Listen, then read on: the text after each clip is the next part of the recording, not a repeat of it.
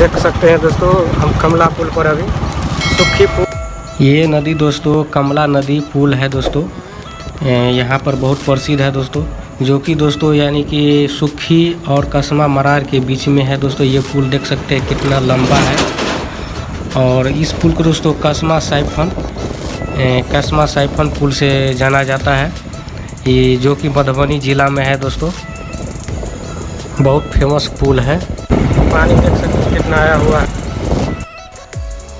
तब दोस्तों आप लोग ब्लॉग में बने रहे, पूरा ब्लॉग देखिए, एंजॉय कीजिए आप लोग।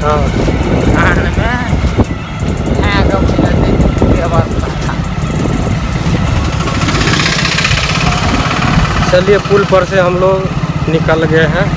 अब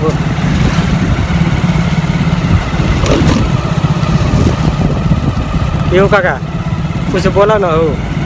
कथी बात हाँ कुछ बोलवा हाँ? देख सकते हैं तो